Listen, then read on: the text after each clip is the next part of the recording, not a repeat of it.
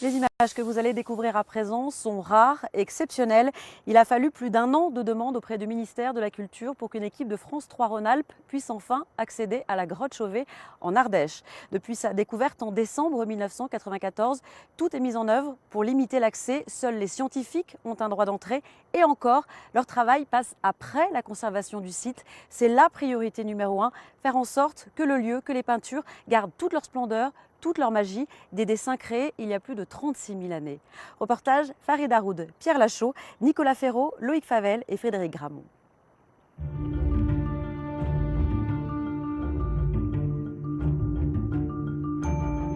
Je pense toujours à ceux qui rentrent pour la première fois dedans, qui ressortent et ils se disent est-ce que je suis réellement rentré ou pas? On veut absorber ce que je leur dis, mais il faudrait pouvoir visiter 2 fois, mais bon, souvent c'est impossible. Comme toujours, quand on est devant la présence d'un chef-d'œuvre, on ressent de l'humilité. On se dit, oulala, celui qui a fait ça, attention, quel talent. On a vraiment le sentiment de rencontrer, je veux dire, de l'intelligence pure. Les traces sont tellement fraîches que ces 36 000 ans nous paraissent quelques secondes, quoi. On a décidé d'un commun accord de l'appeler grotte Chauvet. Et ce nom-là résonne vraiment dans ma tête comme un aboutissement. On a décidé que ça serait la grotte Chauvet. Voilà. On va juste un tas de pierre. Oh, je pense à travers. Ok.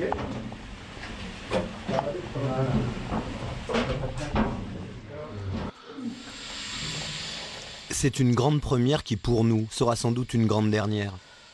Nous glissons nos pas dans ceux des inventeurs de la grotte Chauvet, 21 ans après. Même parcours, mais dans une version plus confortable, guidée, encadrée par la conservatrice des lieux. Baissez la tête quand on vous le demande, accroupissez-vous quand on vous le demande, on va passer dans des endroits un petit peu difficiles. C'est faisable, hein, je vous rassure. Mais bon, avec quand même beaucoup de précautions. Nous avons devant nous 2 heures pour explorer un espace grand comme 3 terrains de football.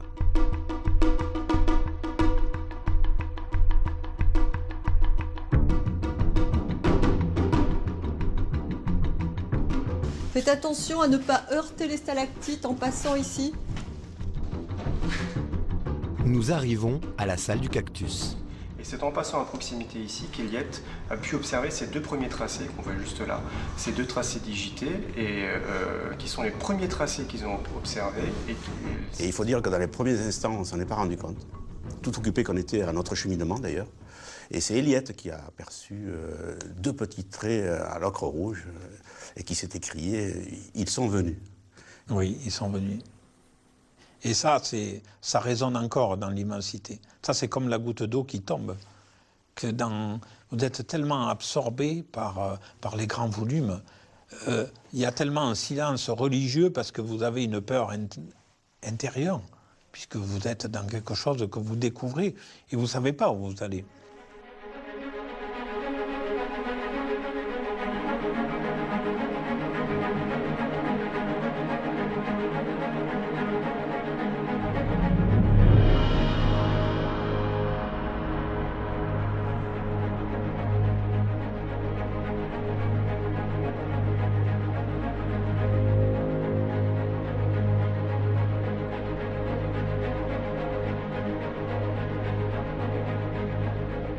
Il y a la peur que ça s'arrête, et d'un autre côté, il y a la peur d'avancer. Chacun essaie de dire quelque chose, mais c'est plus des onomatopées que des véritables paroles. Oh oui, oh, regarde, voilà, c'est simplement ça, quoi. À partir de là, tout s'enchaîne. Et en plus, les concrétions qui étaient d'une blancheur immaculée, pour nous, c'était la totale. Sur le sol, des traces d'ours, partout. Sur le sol, posé avec soin, des passerelles en inox balisent notre visite. On ne peut s'en écarter. Le maître mot ici, C'est conservation, une règle absolue depuis le début.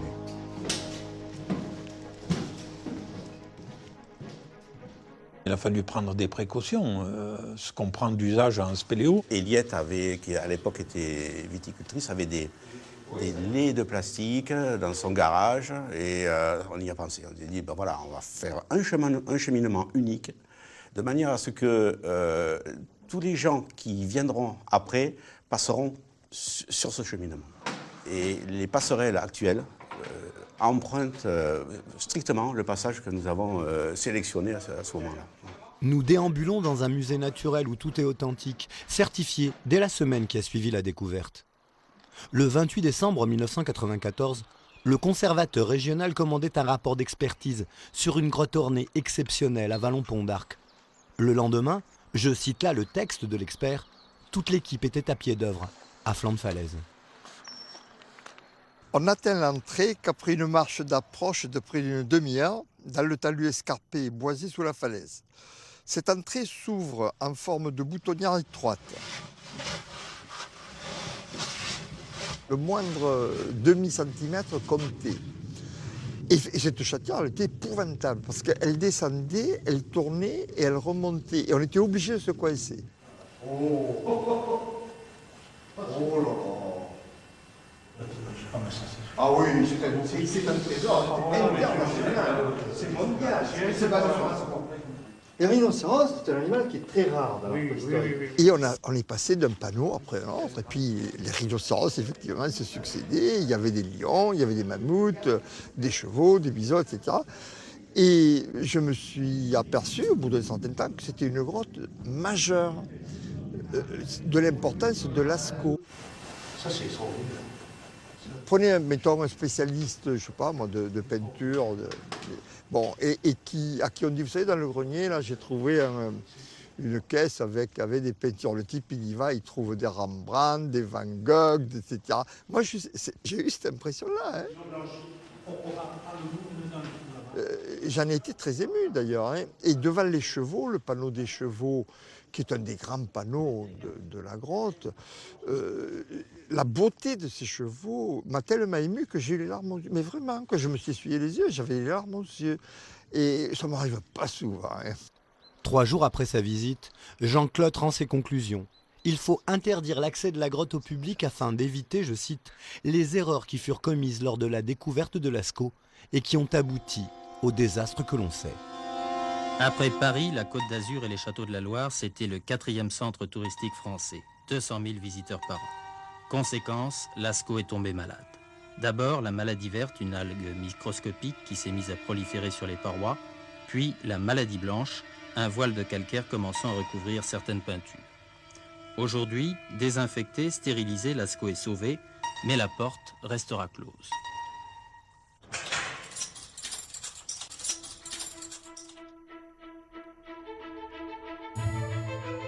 Déjà 1 heure que nous sommes dans la grotte Chauvet.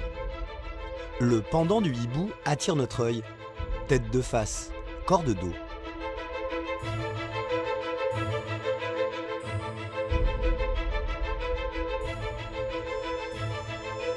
On est face à une paroi qui est beaucoup plus molle que ce qu'on avait dans les premières parties de la cavité. On a ici une légère décomposition du calcaire qui compose la paroi et qui crée cette petite couche très malléable. C'est encore très meuble. Aujourd'hui, si on s'y approchait et qu'on mettait le doigt, on ferait encore une gravure. Donc on viendrait faire un tracé qui pourrait effacer les tracés antérieurs.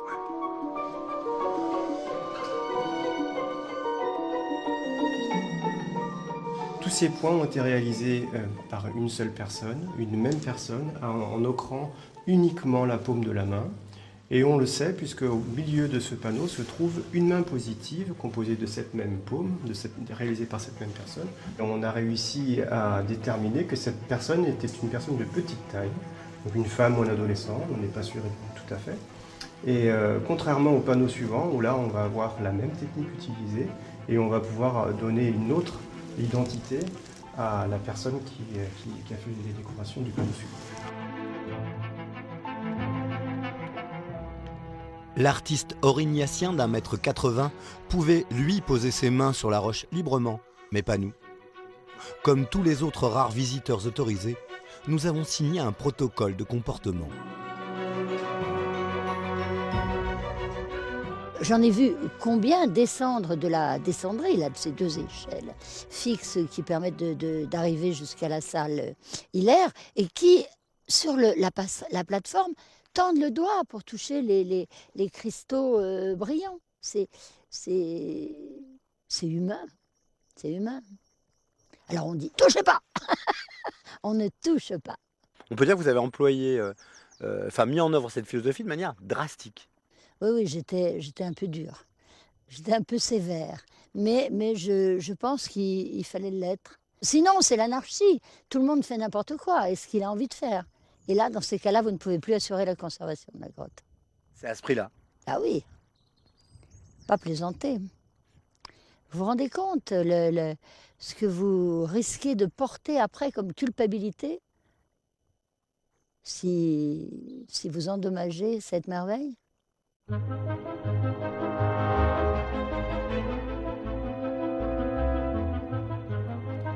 36 000 ans et drôlement bien conservé. Pour la grotte Chauvet, l'État a créé en l'an 2000 un service de la conservation avec à sa tête un conservateur du patrimoine, comme pour un château ou pour un monument classé.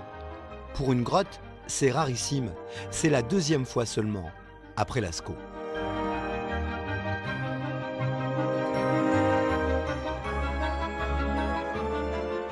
Bon, alors maintenant nous allons franchir le seuil, c'est-à-dire ce passage étroit et bas. Marie Bardisa est la conservatrice de Chauvet depuis 2014. Cette première partie de la grotte. Quand vous avez récupéré le bébé, il était dans quel état? Parfait. Il était parfait. C'est pour ça que j'ai pas droit à l'erreur. Conservatrice d'un monument en milieu naturel conduit parfois à des négociations improbables. La dernière en date avec le service départemental de secours et d'incendie. Je ne sais pas si vous le savez, mais quand ici, en Ardèche, les Canadaires viennent pour éteindre des incendies, ils vont prendre l'eau dans l'étang de Berre. Et l'eau de l'étang de Berre, elle est saumâtre. Larguer de l'eau saumâtre sur la grotte, sur le massif de la grotte, ce serait prendre le risque d'inoculer une pollution à travers l'eau qui percolerait à travers le réseau fissuré du karst.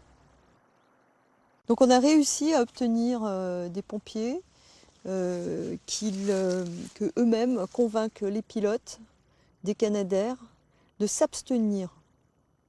Vous savez, c'est pas simple hein, de dire vous avez un feu, ben vous ferez rien, vous laisserez brûler.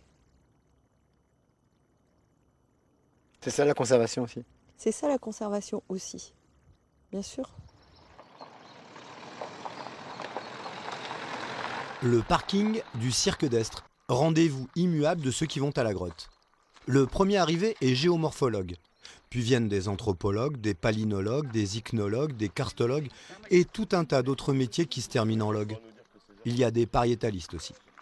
Ils forment l'équipe de recherche, une équipe pluridisciplinaire.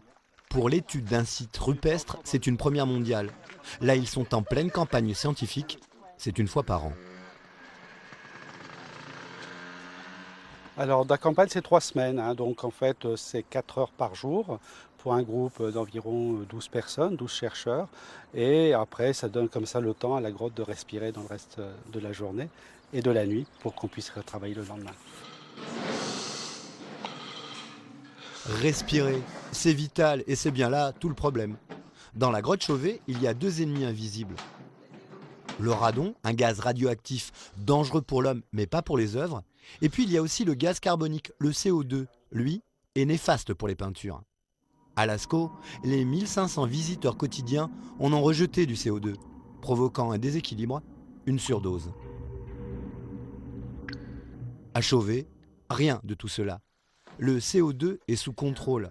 En présence humaine, pas plus de 2,5% dans l'air. Le jour de notre visite, on en était à 1,3 dans la salle du haut.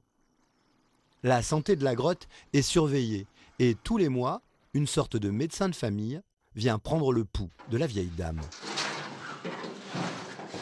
Le bébé se porte bien? Ça va, ouais. Ça va, bon, on a fait des relevés, puis non, ça marche. François Bourges n'est pas vraiment docteur. Il est hydrogéologue karstique, spécialiste du microclimat des cavités. Hydrométrie, température, gaz carbonique. Donc on a un maximum qui se produit fin de l'année, hein, fin d'automne ou début hiver, et on a le minimum au mois d'avril, et on pourra travailler à l'aise.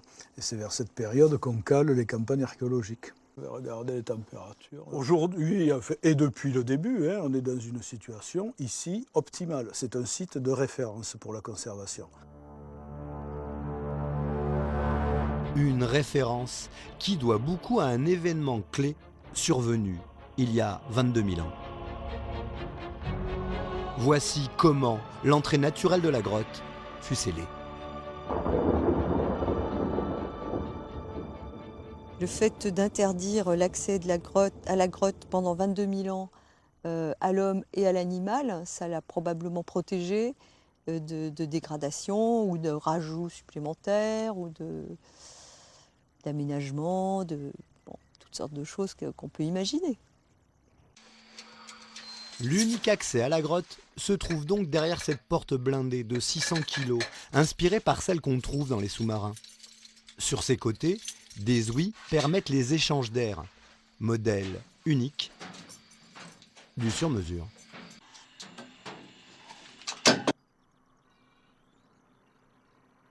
Ah non, parce que là on est allé, il y a des empreintes. Mais en plus c'est de l'argile, c'est de pas... l'argile, ouais, c'est de l'argile, c'est pas de la calcite comme ça.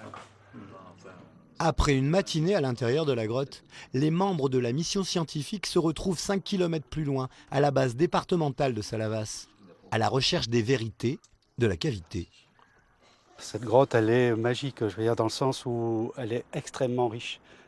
C'est une grotte, j'allais dire, qui a presque tout pour elle. On a toute une histoire, en fait, de la géographie, de la géologie, de l'environnement de cette région. Il y a pratiquement 5,5 millions d'années qui sont enregistrées dans la grotte Chauvet. Donc ça, c'est quelque chose qui est extraordinaire. Il y a très peu de grottes qui ont ce continuum comme ça, depuis 5 millions d'années jusqu'à nos jours, avec bien entendu ces moments forts qui sont les occupations humaines et animales. Petit échange entre la conservatrice et un anthropologue suisse spécialiste de la datation et des systèmes d'information géographique. Donc ça, c'est un document important, je pense, pour ce qui est de la gestion des déplacements dans la cavité pendant les campagnes scientifiques. Il y a les passerelles secondaires qui sont des aménagements temporaires qu'on peut faire en fonction des besoins lors de l'étude.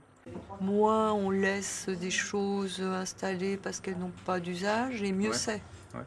Bon, une fois qu'on les enlève, ça veut dire aussi que plus personne ne va voir ce qui se trouve dans le diverticule des ours.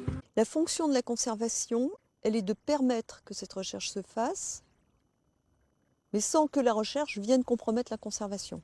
Vous voyez, les deux sont très imbriqués, c'est très lié. Dans le passé, la science toute puissante se moquait pas mal de la conservation. C'était « moi d'abord ».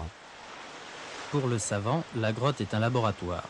C'est un champ unique d'expérience, le dernier endroit où il peut étudier la nature à l'état vierge.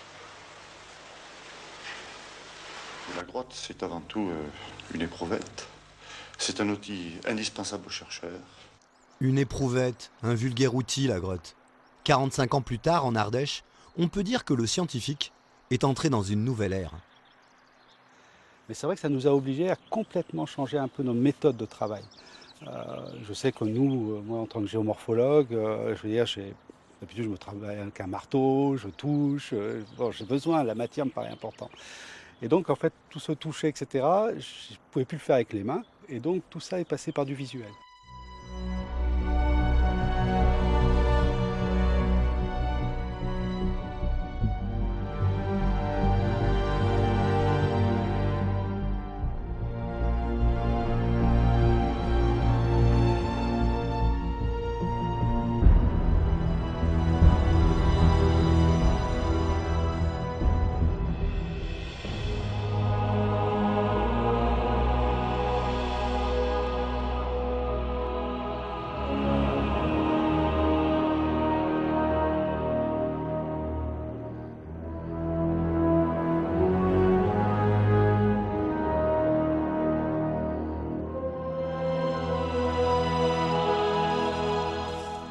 reste 15 minutes. L'idéal, ce serait de pouvoir emmener la grotte avec soi. La grotte, version nuage de points. La grotte, version clone numérique en 3 dimensions. Pour la construire, des artistes d'un autre genre. Des informaticiens et puis un géomètre. Guy Perazio. Il aime à le rappeler, depuis 1997, il a passé 140 jours dans la grotte Chauvet pour son travail, pour dessiner ses contours. Au départ, il fabriquait des plans papier classiques, puis vint l'heure des tout premiers scanners. Oui, c'est la préhistoire, de la topo et de la scan. Et ça, c'est les premiers ordinateurs qui permettaient d'enregistrer de la donnée. Ben là, je t'amène la nouvelle génération, la dernière génération. Tu as la première et la dernière génération des scanners. Chauvet, c'est du vrai dessin 3D sur du support 3D. Et là, j'allais dire, on a la boucle qui est bouclée parce que, je veux dire, on met tous les moyens pour pouvoir faire des réalisations 3D et de l'interprétation 3D, quoi. Déjà, il y a 36 000 ans, ils dessinaient en 3D. Ils avaient tout inventé au niveau du graphisme, mais on est en train de tout inventer pour pouvoir reproduire ce qu'ils ont fait. En fin de compte, on est des copistes. Hein. L'accès de la grotte Chauvet étant restreint, le clone numérique permet aux scientifiques d'étudier la cavité sans y mettre les pieds. Cette stalagmite, par exemple, inaccessible depuis les passerelles, eh bien, elle mesure 9,5 cm de diamètre. Un jour, on arrivera à scanner et à voir l'intérieur, je veux dire, l'intérieur de la matière. Quelque chose d'enterré il pourra être décelé. Et on pourra aller chercher cet objet enterré. À partir du moment où on pourra les étudier de façon, j'allais dire, tridimensionnelle, avec des outils de mesure. Pourquoi aller le déterrer? Visiter la grotte Chauvet, c'est faire partie, qu'on le veuille ou non, d'un groupe de privilégiés, peut-être 1000 personnes sur les 20 dernières années.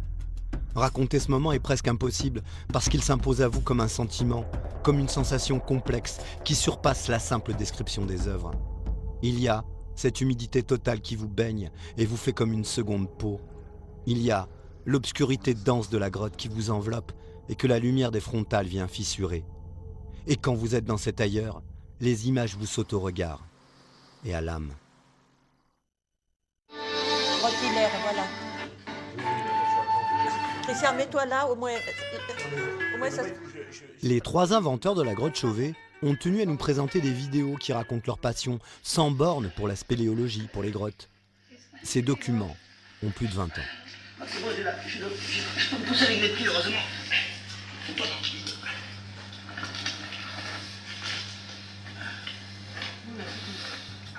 En fait, on vit des heures et des heures de galère parfois pour trouver ce monde de vierge, tout simplement, tel qu'il est, tel que la nature l'a fabriqué. Là, c'est pareil, c'est une grotte qu'on a découverte et qu'on a refermée parce que la cristallisation est remarquable. Il y a plein d'excentriques, les sols avec des coulées blanches, ils sont super. Regarde tous les cristaux, regarde comme ça brille. Donc là, Christian avance en chaussettes pour ne pas salir les sols. Je pense que c'était avant la grotte Chauvet, ça. Oui, oui, ouais. Bien sûr. Ils s'enfoncent, mais ils sont trop, mais ils ne cassent rien, tu vois. Alors le mieux, c'est ça, à la massette. Ah, mais là, de toute façon, on va mettre le plastique. Voilà, on va remettre un plastique neuf, là, parce que le premier, il a morflé, je suis passé. Non, le principe, c'est parce que comme c'est un peu argileux, et c'est très cristallisé partout, c'est dans ce passage pour pas qu'on mette trop d'argile sur les combinaisons. C'est de l'automatisme en tant que spéléo, de protéger les grottes, de laisser propre. Et nous, quand on est arrivé dans la grotte Chauvet, avant de voir qu'il y avait des peintures, on a pris les mêmes précautions que dans les autres grottes. C'est-à-dire qu'on a enlevé nos chaussures, on a marché sur les parties qui étaient calcitées, mais en faisant attention à ne rien briser, parce qu'il y avait des micro-gourds, donc on a pris toutes les précautions. Et on a essayé au maximum d'éviter les parties argileuses. Ça a l'air cristallisé, je vois qu'au plafond ça brille. Regarde là. La calcite là. Puis j'ai laissé un bout de cheveux, regarde. Ah. Nous les premiers, quand on arrive, qu'on s'émerveille, il n'y a pas de raison que d'autres ne s'émerveillent pas. Il y a un côté club des 5, même si vous êtes que 3. C'est un peu ça d'ailleurs. C'est un petit peu ce que la Grotte Chauvet a révélé quand même, peut-être une équipe un petit peu à part, c'est vrai. Nous, on est des gens de l'ombre, mais c'est vrai qu'on a vécu ces moments de Club des 5. On a révélé un témoignage. Et voilà, les premiers dessins animés de la préhistoire, ils sont là. Ils sont bien en Ardèche. Et ça, pour nous, c'est notre fierté. Il faut garder cette grotte pour les gens qui viendront dans 20 ans, dans 30 ans, 50 ans, dans 500 ans. Il faut la traiter comme une grande dame, il faut la traiter avec moult précautions, avec beaucoup de soins, même si elle est très forte et très solide. On ne peut pas se permettre de faire d'erreurs. Parce que vous êtes responsable du joyau de l'humanité. Hein? Alors, il faut faire attention. Forcément, on est fiers.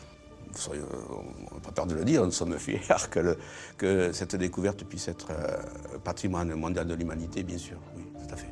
Parce que c'est pas que notre bébé, c'est pas notre bébé, c'est le bébé de l'humanité. Et ce bébé, il faut en prendre soin.